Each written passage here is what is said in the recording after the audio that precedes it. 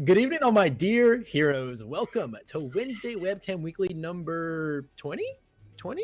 We started numbering these things at some point, and I finally got up to speed. We've got an action-packed night in store for you guys, and to help me deliver all this amazing action, you might have noticed I've got with me Mr. Christopher Bromley. Bromley, my friend, how are you doing, bro? I'm doing great, man. I'm hanging out. How are you doing tonight? Could not be better, man. We've got a lot of awesome stuff to talk about, and one of my favorite people to talk about awesome stuff with. Let's get right into it. First thing on our dock, Christopher, nature is healing. The beast has been slain. We are saying goodbye very soon to one of the most played, strongest cards that has been arguably format defining ever since it dropped in Heroes Clash. One with Nature has gone the way of the dodo. How thoughts, Bromley? How are we feeling regarding this list update? I get to ban Jose's mat from my store. Um, it's no longer allowed. It's over. Jose is canceled. I think this is a card that's been on everybody's kind of watch list for a while, right? It's omnipresent in a lot of decks. We literally watched the quintuple One with Nature come out at last year's online national when a Tokiyami built 2 One with Natures, and then the other Tokiyami replied by building 3 One with Natures on turn 1. And I think you were casting team was actually speechless, which is crazy because in that moment I said, "Oh my god, it's called One with Nature, not 5 with Nature." Yeah, there was a lot of natures flying around. I've seen a lot of arguments, towards like, you could errata it in some way. You could literally make it one with nature. You can make it unique. I think there's a lot of ways they could have gone with a card like that. But honestly, I'm not a big fan of erratas like that. I think it makes those cards like a little sackier. And I think the straightforward ban is just a lot simpler. And especially when it comes to, modifying the rules of your format, right? I think simple is just best. It's so much simpler if you just say, hey, look, these are the list of cards that, as much as it sucks when you rip them open out of your brand new pack, you can't play them. It's just the easy way to go. Yeah, it's unfortunate to ban any card, right? Like nobody likes to take a card out of their collection and say, well, can't play with that anymore. Nobody ever has ever said, well, that's it, that's done, right? Perhaps you might be happy because you don't have to play into it anymore, but no one likes to unsleeve a card just because they're not allowed to play it anymore. But I'm somebody who's been playing with this card since I started playing in 2018. This one was a reprint, and the context is very different. There's a lot more synergy with this card than there was at the time that this was printed way back in the day. And just the amount of card draw to fuel the enhance that adds very hard to interact speed to a card. And then the response on it as well, just being way easier to activate incidentally, right? It was born or reborn in sort of a perfect storm for it to kind of terrorize regular decks, right? And no one, I don't think anyone was saying that it was uninteractable or that there was no way to beat it or anything like that. It just left less space for regular for other ideas, and that's really what I think the design team wants, and why they're doing these once a month updates. Is they want to push people to innovate more, and not have a stagnant format. So this is a step in the right direction, in my opinion. Yeah, I think that is a perfect mechanical explanation of why this card probably just wasn't okay to exist in our current world anymore, which is what I would expect from someone who's been dealing with it way longer than I have. So it's great to have, your insight here. And as far as like the community perspective side of the situation, I've pretty much seen unanimous agreements for this card being gone. Countless people have told me, yeah, I played the heck out of this card in every deck, and I'm glad to see it going. So seems like an overall victory for the future of card legality going forward. So as we say goodbye to our friend One with Nature, it's not all tears and tissues, because we're saying hello to a lot of things very, very soon. Set 5, Undaunted Raid. It is nearly upon us. We have seen just about every single card in the set. We've seen our Chrome rares come back across this past weekend stream. We've seen all of the secret rares via our content creator reveals. Almost everything is out in the wild. And holy cow, is this set looking crazy? Romley, favorite Chrome rare. Which one are if we could align the stars and force ourselves to somehow pull a Chrome rare, which one do you want out of your Pac-Man? All right. Personally, I'll put a bounty out on number 69 of power. Oh yes. My god, man! Well, I don't even know if I like that card, but just the fact I have bright red power in the background. What a beautiful card, man! Yeah, I mean it's red. Red's a good color. We're fans of red here over at Iteration Gaming. Yeah, I mean these are all so sick, man. For me, it's definitely Spiral Blast or Chimera Kraken. Those are my Chaos is my baby. Those are my ones right there. There's a lot of Chaos love in here, just as a result of the big three, right? But man, oh man, oh man, I know that so many people, I cannot wait to see, right? As opposed to the characters from last season, I cannot wait to see if anyone actually embarks on the journey of like trying to chrome out a set of their attack. Oh my god. I can't wait to see Bill Gates come out of retirement as a card gamer and whip out his Midoriyan Airy deck with 4 rejuvenating smash chrome rares, block with it and go, oh, I'm sorry. My card was worth more than yours. I'll draw 2. Actually, I can reveal my other 3 chromes in my discard pile. So like, I'll draw 3 on this one. Is that cool? Is that cool? How much do I have to pay you off to make that okay? Is that okay? I was unfortunately I didn't get to, but I sleeved up my contender Frigid Heatwave, which is the only one not in the collection. I put it into my deck, and I was planning on if I checked it, go, oh man, there goes $5,000. Straight down the toilet. Oh, I'm ready to see Bill Gates with the chromed out Midoriya 4 deck versus Jeff Bezos with the chromed out Overhaul deck. I'm ready for that fight. Gonna be the most legendary. It's our HLC final right there, right? Right there. I'm ready. Yeah. They're not even worried about prize money. It's the prestige, the glory. Oh my goodness. So as amazing as these beauties here are, these super rare beauties, we've got some slightly less super rare beauties, and that's these secret rares. Bromley, these secret rares, to be frank, these cards are insane. They're correct. These cards are juiced up. They're nuts. I mean, we're just talking about the Bands and Errata update, These are crazy cards, man. They're gonna be all over the place. Contenders on these bad boys. I think repeated 100% smash is the one that really has everyone talking. Oh yeah. I watched someone the other night play that card in Life Overhaul on no progressive as their like 5th card, and then just readied 5, and I was like, oh. Or wow. I haven't seen it yet, right? But I can imagine a 4th kind going, foundation, repeated 100% smash, tap all his, passing the torches, right? Untap them, say, oh yeah, I'm just spilt 3, drew 3, readied 3. It's cool. Wow, yeah, that's interesting, right? They sure did trade good on order for that card. They said good's not allowed to have 100% repeated.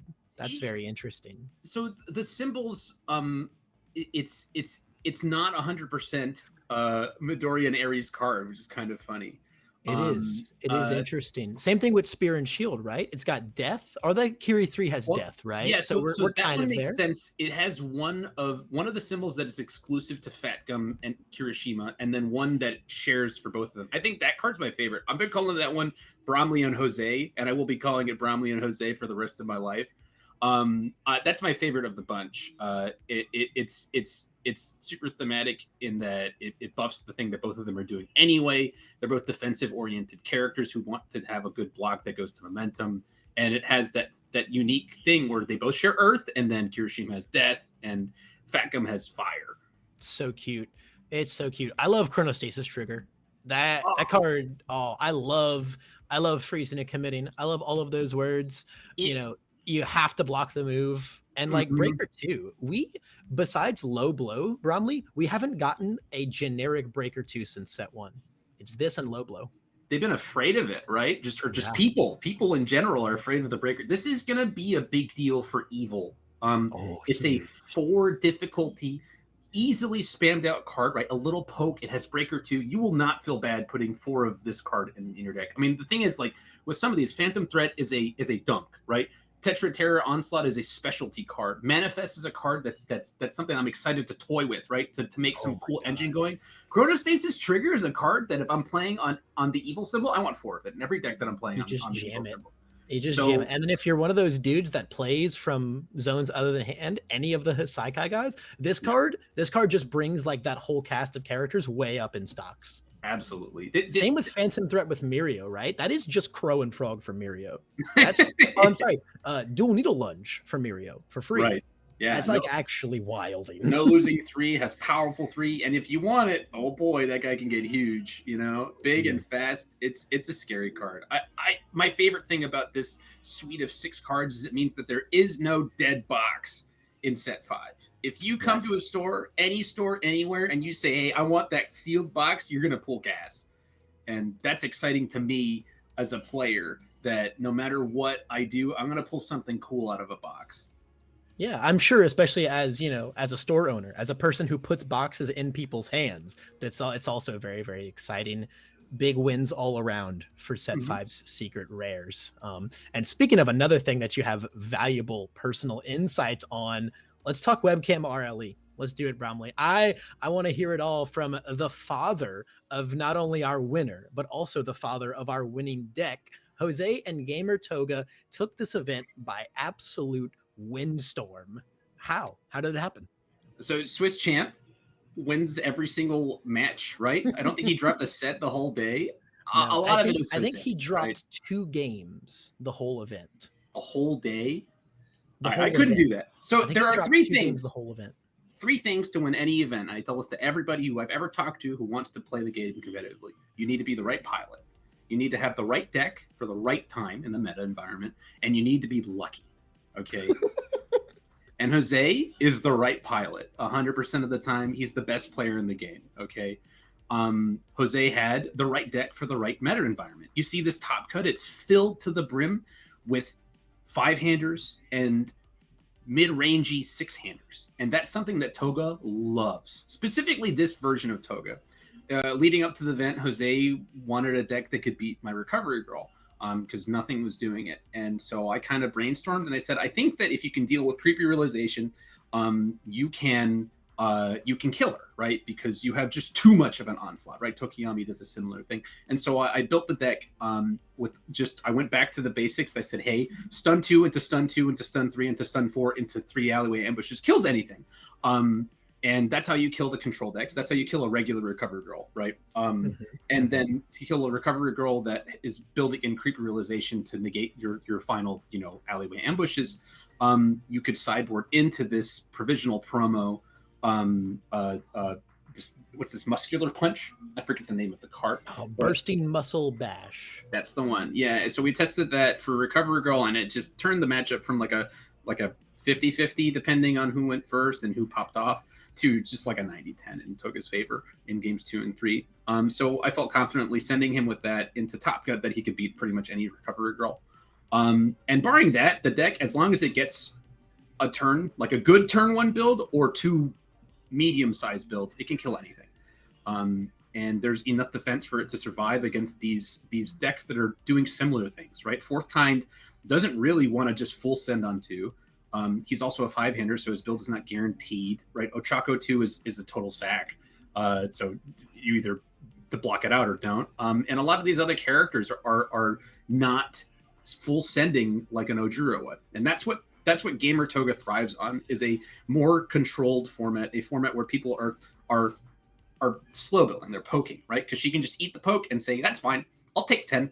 I'm not at 0, I'm at 2, and that means I can kill you this turn. And he did. Feast he did. Yeah, I love it. That is literally everything I wanted to hear. That deck is so cool big props to Jose. Big props to you guys for crafting that beauty and kind of taking on the storm. You know, you mentioned Recover Girl a lot. We ended up like not seeing that character basically at all in this event. Instead, it was the fourth kind storm, right? That's what people took away from Kansas City. Right. And y'all were just as prepared for that. And there was just past that so much weird stuff in this Top Cuts. That was so exciting. I mean, Daniel Buchanan's Uwabami deck, that was definitely like the star child of this Top Cuts.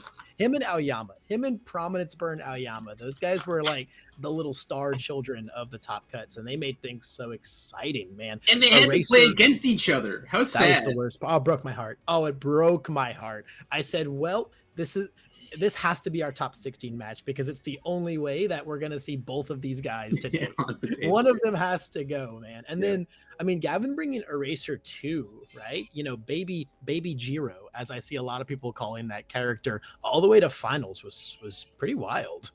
That was a cool deck, man. I think that's actually the breakaway for me in this event is in a format where Toga thrives is also one where All Might 3. And in this case, this Eraserhead 2 build, this is one that I know that Jeremy Ray on the design team has been his pet deck for a long time. Is this all punch Eraserhead 2, and I have a local guy who's played a lot of it as well. It's just stats, bro. It's just hey, I'm gonna play card. It will draw me card. Maybe it'll draw me 2 card. Can you deal with it? I put speed on it. It's uncomfortably fast. And his sideboard is so cool. He was siding into All Might 3, I saw. He had All Might 3, he had All Might 6, and he had Monoma. And we saw Monoma a lot because this event was 5-hander Palooza, right? We saw Monoma a lot. It's so funny because I learned my lesson playing into Andrew Holder's a fourth kind a few times that Monoma just gets the point where it works is when you get to exploit your opponent, and it's funny. And I know that some people might have seen me like meme sideboard into Monoma and then get dunked on by an All Might 3. So the fact that he did it with confidence and then executed it is like really that's a strong player playing a strong deck. And you heard it from Jose as well. You know, you asked him, hey, what was the deck that you were most afraid of? And he said, Eraserhead 2. He played it in Swiss. He didn't like it. He sent me a message. He said, hey, if Eraserhead 2 sends you a cat punch, you just take 7.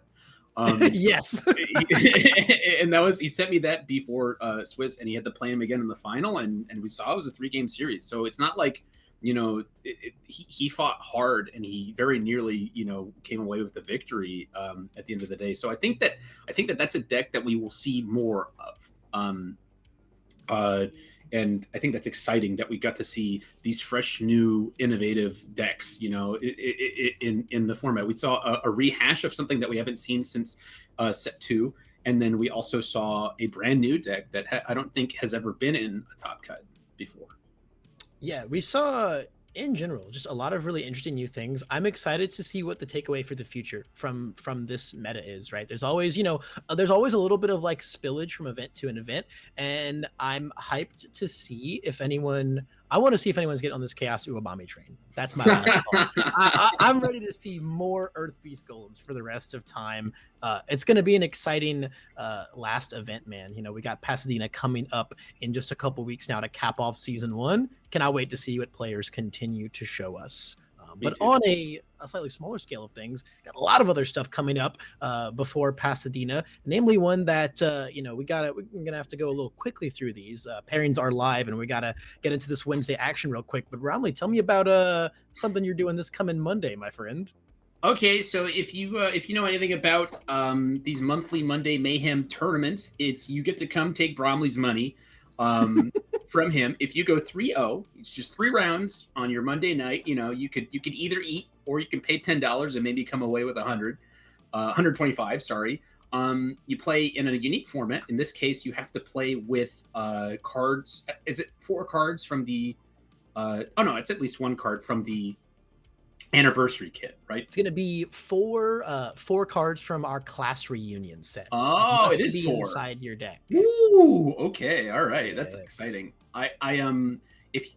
So that's the only prerequisite. I think that it's fun to enforce these fun formats, and to force people to innovate. Well, not force, you ask them politely, hey, come innovate, come play in this tournament, come take my money. And yeah, it's just a lot of fun. And you could turn your $10 into 125, which is a pretty good return, if you ask me. Yeah, come take Bromley's money, guys. This upcoming Monday, it's going to be a fantastic time. Pack your class reunion bags. School is in session. Yeah. Now, this coming weekend, guys, I've got a little something I'm going to be doing with y'all. We've got a demo stream. In case you've been living under a little itty bitty rock lately, you're going to be able to join us this Saturday at 2 p.m. Pacific Standard Time to learn how to play the game. So if you've been watching some streams, watching some videos, on the fence about getting in, still kind of rough around the edges, or you've got anyone that's looking forward to getting into the game themselves, come jump in with us, guys, from the very comfort of your own home. You'll be able to learn all the ins and outs of how to MHA CCG it up with the best of us. It's going to be a very welcoming environment, and I'm super excited to see you guys. And speaking of welcoming environments, don't forget, guys, as we've seen almost all us at 5 now, pre-release weekend is also upon us. So before the actual set drops, weekend of June 23rd, you're going to want to hit up your local game stores. Hey, maybe you learned how to play this weekend with me on Saturday. Now you're all ready for your pre-release. Bada bing, bada boom. Cannot wait to see you guys there. But what I really cannot wait to see, Christopher, is these Webcam Wednesday weekly games. I feel like I mixed that one up. You see the same thing with the Mondays, right? Every single time it's a different one. Which W's where? Wednesday weekly. The king of alliteration has been tripped up by too much alliteration, guys. Christopher and I are going to bounce out of here for just a quick second and get an awesome matchup lined up for you guys. So don't go anywhere. We'll be back very soon, heroes.